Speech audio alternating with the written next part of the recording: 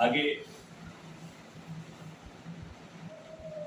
सोह शैल गिरजा ग्रह आए, जिन जनु राम भगत प्रिय पाए। नित नूतन मंगल कहता सो, ब्रह्मादिक गावहि जस जासु। बहुत ही अच्छी बात कही है। शैल सुता गिरजा जिसके घर में आ जाती है, जिन जन राम भगत के पाए। जब भगवत की कृपा होती है, भगवान कृपा होती है, उसी घर में ये लक्ष्मी जन्म लेती है। और हिमाचल पर बड़ी प्रभु की कृपा है। पूर्व जन्म के कई वरदान भी है, मैना के भी वरदान है, हिमाचल के भी वरदान है। समय का ध्यान रखते हुए सभी को सब पता है, इसलिए बहुत विस्तार में नहीं जाना है। तो इन वरदानों को पूरा करने के लिए प्रभु की कृपा होती है, तभी वरदान पूरे होते हैं। आज ठाकुर कृपा से वरदान पूरे हुए। सुकन्या ने जन्म लिया और मंगल गान हुए। जिस घर में खुशहाली होती है तो सांस्कृतिक कार्यक्रम हुआ करते हैं, मंगल गान हुआ करते हैं, और ये खुशहाली में होते हैं, प्रभु की कृपा पर होते हैं। सभी लोग अपने घर में कथा भागवत नहीं करा पाते, सभी लोग रामायण नहीं करा पाते, सभी लोग जागरण नहीं करा पाते, सभी लोग भगवत कृपा के संबंधित कोई काम नहीं कर पाते, सभी लोग सामाजिक कार्य नहीं कर पाते। तो ये जब भगवत कृपा होती है तभी कर पाते हैं। आज हिमाचल के यहाँ नित नूतन मंगल ग्रहतासु नए नए आयोजन हो रहे हैं। कहीं सत्यनारायण की कथा हो रही है, कहीं अखंड रामायण हो रही है, कहीं रुद्राभिषेक हो रहा है, कहीं रामलीला हो रही है।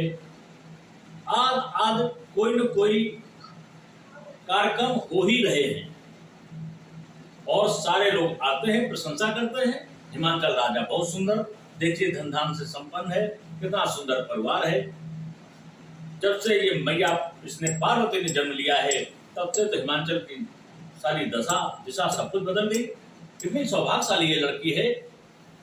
और हम आपके घरों में भी कोई भी संतान जब जन्म लेती है तो एकदम सब कुछ बदल जाता है, सारे संसाधन बदल जाते हैं। किसी किसी को ये संतान नुकसान भी पहुंचाती है, किसी को फायदा भी पहुंचाती है।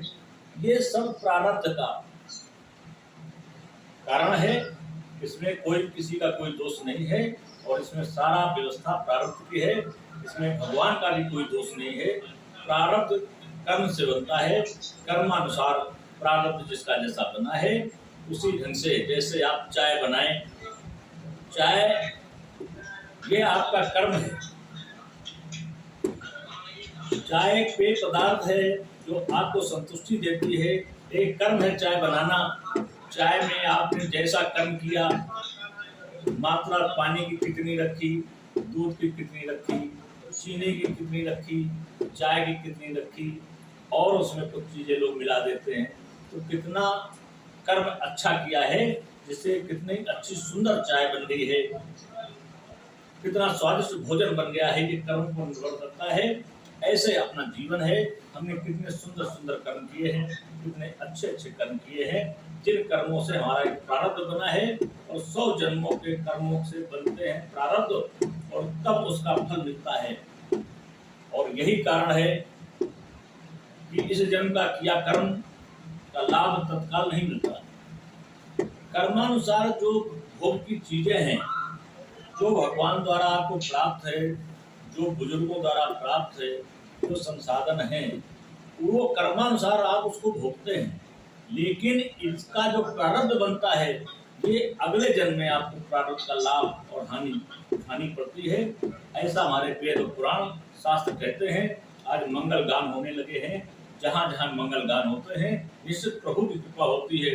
नहीं तो सभी लोग मंगल गान अपने घर में करा लिया करें, अपने मोहल्ले में करा लिया करें, अपने गांव में करा लिया करें, अपने क्षेत्र में नहीं करा पाते हैं। तो ये प्रभु की कृपा होती है। और ब्रह्मादिक गावन जस जासु, उसका मोहल्ले के लोग नहीं गाते हैं, परिवार के लोग उसकी प्रशंसा नहीं करते हैं, अपनी ही प्रशंसा नहीं करते हैं, लेकिन अपनों पर जिनकी कृपा है, यहाँ तक कि सारा संसार प्रशंसा करता है, भगवान ब्रह्मा आदि भी प्रशंसा करते हैं, और सब आकर के किसी न किसी रूप में, ब्रह्मा ब्रह्मा के रूप में नहीं, किसी अन्य के रूप में, शंकर शंकर के रूप में नहीं, किसी अन्य के रूप में, विष्णु विष्णु के रूप में नहीं, किसी अन्य के रूप में आते हैं हिमाचल के यहाँ और मैया पार्वती के दर्शन करते हैं, शुभ आशीष देते हैं। आगे नारद समाचार सब पाए और तो कहीं गिर गया। कौतूहल का शब्द का प्रयोग किया गया है। कौतूहल का मतलब होता है विशेष उत्साह। एक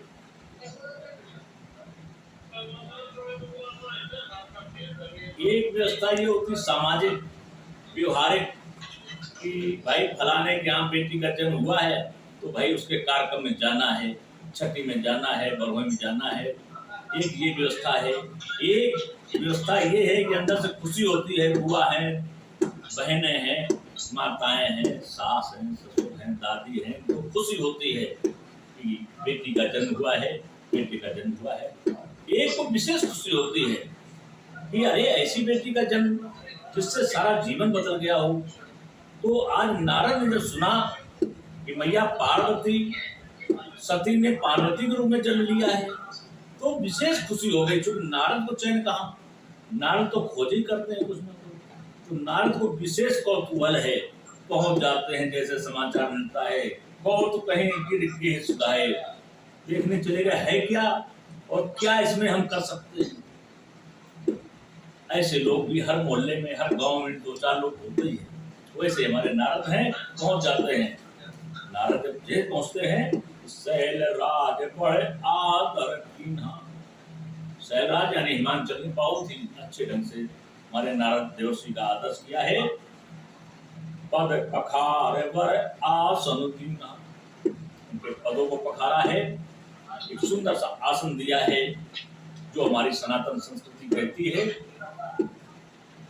नार सहित मुनि पद सिर नावा, स्वयं ही नहीं अपनी पत्नी को भी बुलाया, उसके सहित नारद को प्रणाम किया है। और चरण सलिल सब भवन सिंचावा, उनके चरण धुले गए हैं और चरण को धुलने के बाद उस चरणोदक से यानी उस जल से पूरे घर को सींचा गया है, पूरे घर में वो जल छिड़का गया है कि हमारा घर पवित्र हो जाए। ऐसे मुनि का आगमन हुआ है, देवर्षि नारद का आगमन हुआ है, ये किया है।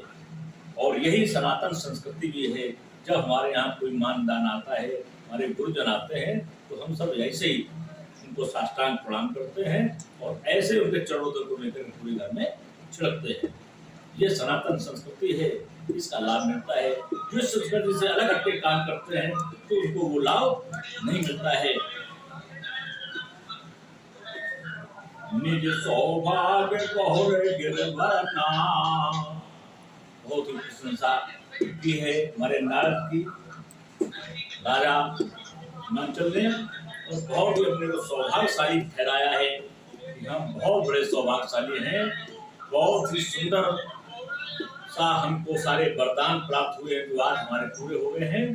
भगवान की बहुत हमारे ऊपर कृपा है। आप जैसे नारद देवर्षि के दर्शन हुए हैं, बहुत ईश्वर की कृपा है। अपने को धन्य धन्य राजा कहते हैं। और सुता बोले मेले मुनि चरना, कहते कहते उस सुता जिसने जन्म लिया है पार्वती ने, चरणों में गोदी में लिटा दिया देवर्षि नारद को।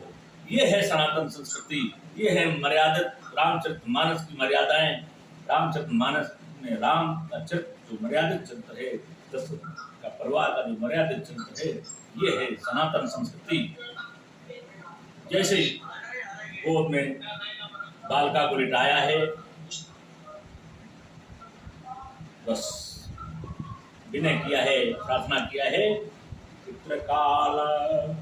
त्रिकालाग्र सर्वज्ञ तुम, कहा रे महान देवर्षि आप तो त्रिकालक हैं, आप सर्वज्ञ हैं, तुम्हें गति सर्वत्र तुम्हारे, हर जगह तुम्हारी गति है। कोई ऐसा स्थान नहीं है जहां आप पहुंचते नहीं हैं, सब जगह आप जाते हैं, इसलिए आपसे ज्यादा कोई नहीं जानता है। और कहो सुता के दोष गुण मुनिवर हृदय विचार, कहता है जिसके गुण दोष पर चर्चा कर दें आप त्रिकालक है, सर्वज्ञ है, और ऐसा ही नहीं, सर्वज्ञ गति भी आपकी है। कोई ऐसी जगह नहीं जहाँ आप नहीं पहुंचते।